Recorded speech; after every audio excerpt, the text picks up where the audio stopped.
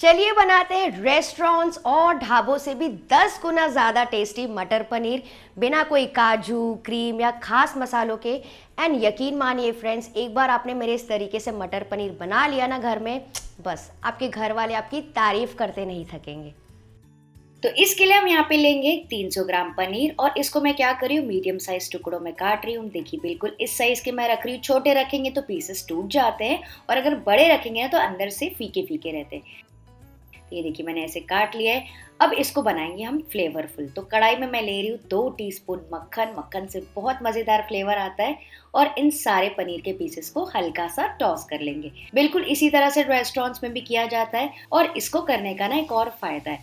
मान लीजिए अगर आपका पनीर बहुत ज़्यादा सॉफ्ट है ना, तो इससे क्या होगा, उसका शेप कायम हो जाएगा, हल्की सी परत आ जाती है और थोड़ा सा फ्लेवर भी आ जाता है बटर का। बहुत ज़्यादा कुक नहीं करना है वरना हार्ड और रबरी हो जाएगा। बस हल्का से इसे गोल्डन ब्राउन कोटिंग आ गई तो इसको हम निकाल देंगे। तो निकालने के लिए मैं क्या यूज़ कर रही हूँ, यहाँ पे हल्का गर्म पानी, इसमें सारे पीसेस को निकाल देंगे ताकि पनीर ज़्यादा समय तक के एकदम सॉफ्ट रहे और मॉइस्ट बना रहे अंदर से। आप चाहें तो पानी में नमक भी डाल सकते हैं। तो इस पनीर को मैं साइड में रख देती हूँ, हम बाद में यूज़ करेंगे। फ्रेंड्स ये वाला ट्रिक ज़रूर ट्राई करके देखिएगा। आप जब पनीर बार बार रीहीट करते हैं ना या फिर माइक्रोवेव करते हैं तो आपका पनीर हार्ड नहीं होगा इस ट्रिक से।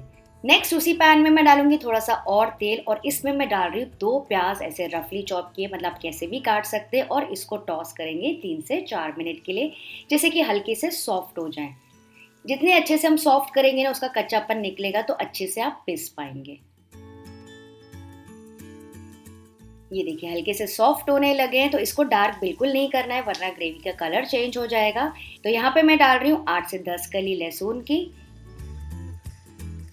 1 से 2 टुकड़े अदरक के, इसको भी चला लेंगे। तो फ्रेंड्स ये वाली जो रेसिपी है ना बहुत आसान है। सारी चीज़ों को बस भुनना होता है कढ़ाई में और फिर प्यूरे करके आप इसको तड़का लगा दीजिए। बहुत ही मज़ेदार और शानदार ग्रेवी बनती है। अच्छा फ्रेंड्स, यहाँ पे फ्लेवरिंग के लिए मैं डाल रही हूँ मेरा पर्सनल फेवरेट 1 टेबलस्पून भर के धनिया के बीज और साथ ही डाल रही हूँ 3 से 4 कश्मीरी लाल मिर्चें। ठीक है, मान लीजिए अगर आपके पास कश्मीरी लाल मिर्च ना हो तो आगे आप पाउडर यूज कर सकते हैं, वो कब मैं बताती हूँ आपको। अब मैं इसमें डाल रही हूँ 3 से 4 टमाटर ऐसे कटे हुए। कोशिश करके बढ़िया वाले लाल टमाटर यूज कीजिएगा फ्रेंड्स, आजकल सीजन में भी हैं। वो डाल दिया मैंने और साथ ही डाल रही हूँ 1 टीस्पून नमक भी, ताकि टमाटर जल्दी से सॉफ्ट हो जाए। और इसको भून लेंगे 2 से 3 मिनट के लिए। ये देखिए टमाटर थोड़े से सॉफ्ट होने लगे हैं लेकिन उनका कच्चापन अभी तक गया नहीं है। तो मैं क्या कर रही हूँ, उसको लिड से कवर करके पकाएंगे लो मीडियम फ्लेम पे 3 से 4 मिनट के लिए। तो फ्रेंड्स बेसिकली ये मल्टीपर्पज़ ग्रेवी ही है। इसको आप 2 से 3 दिनों तक के फ्रिज में स्टोर कर सकते हैं और 1 महीने तक के फ्रीज कर सकते हैं। ठीक है, फिर बाद में आप इसका aloo paneer, matar paneer, mix veg gravy, mushroom matar masala, ये सारी सब्जियां भी बना सकते हैं। चलिए चेक करते हैं। ये देखिए टमाटर प्याज वगैरह जो भी हमने चीज़ें यूज़ की थी अच्छे से सॉफ्ट हो गई है। तो इसको ठंडा करेंगे। ठंडा होने के बाद ही इसको ट्रांसफ़र करेंगे मिक्सी में। अगर आपको लग रहा है फ्रेंड्स मिक्सचर ज़्यादा है तो आप इसको 2 बैचेस में भी कर सकते हैं। तो इसका एकदम स्मूथ प्यूरे तैयार कर लेंगे। तो ये देखिए फ्रेंड्स कितना बढ़िया स्मूथ टेक्सचर का प्यूरे तैयार हो गया। और कलर तो इसका देखिए, क्योंकि हमने इसमें ऐड की थी कश्मीरी लाल मिर्च। तो प्यूरे तो हमारा रेडी हो गए। आगे का काम है बहुत ही आसान। फिर कढ़ाई में मैं डाल रही हूँ 2 टीस्पून तेल और साथ ही डाल रही हूँ थोड़ा सा घी भी बढ़िया से फ्लेवर के लिए। आप चाहे तो बटर भी डाल सकते हैं। 1 टीस्पून भर के जीरा और जैसे ही जीरा क्रैकल हो जाएगा फिर मैं डाल रही हूँ 1 से 1.5 टीस्पून भर के कश्मीरी लाल मिर्ची पाउडर। तो यही मैं बात कर रही थी, अगर मान लीजिए आपके पास सूखी लाल मिर्च नहीं है तो यहाँ पे आप ज़्यादा डाल दीजिए ताकि बढ़िया सा कलर आ जाए आपकी ग्रेवी का। और यहीं पे हम डाल देंगे बिल्कुल पिंच ऑफ हल्दी पाउडर और 1 टीस्पून धनिया पाउडर। इन सारे मसालों को ना सबसे पहले अच्छे से भून लेंगे लो फ्लेम पे। मसाले जब आप भुनेंगे ना तेल पे तो उसका टेस्ट दुगना हो जाता है। बस फ्रेंड्स ध्यान रखिएगा यहाँ पे हल्दी ज़्यादा मत डालिएगा वरना वो जो ग्रेवी है ना थोड़ी येलो येलो सी लगेगी। ये देखिए भून गया। इससे पहले कि मसाला जले हम डाल देंगे प्यूरे जो कि हमने तैयार किया था और इसको भी अच्छे से भूनते जाएंगे 2 से 3 मिनट के लिए।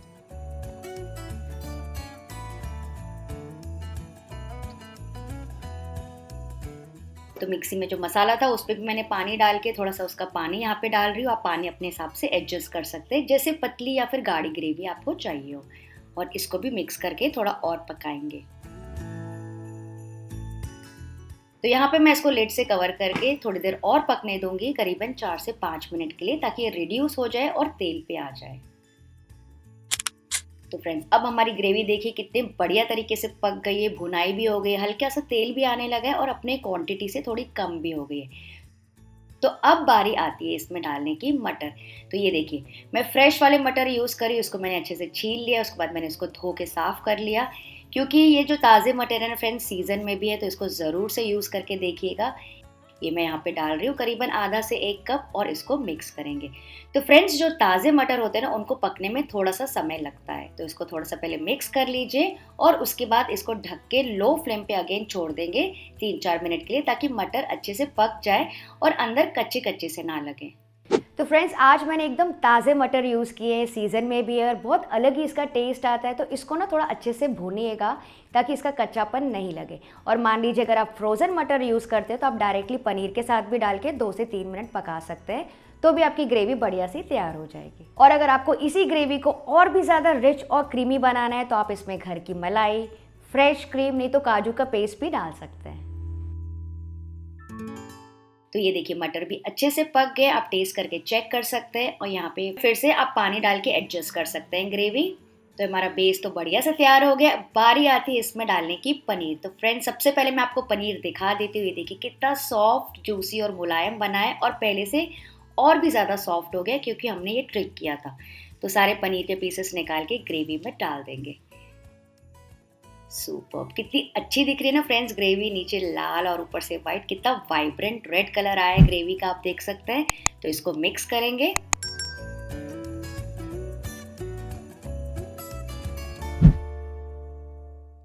फिर मैं डाल रही हूँ आधा टीस्पून गरम मसाला, 1 टीस्पून भर के कसूरी मेथी, जिसको हाथों से ऐसे क्रश करके डाल रही हूँ,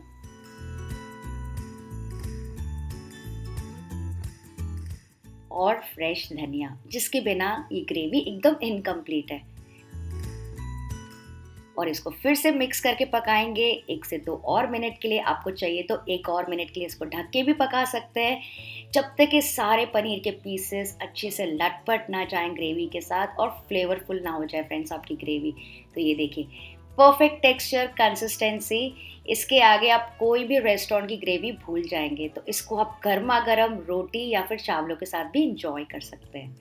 थी ना बहुत ही आसान रेसिपी। तो इसी बात पे वीडियो को लाइक कर दीजिए और चैनल को भी सब्सक्राइब कर दीजिए अगर आपने अभी तक नहीं किया है तो।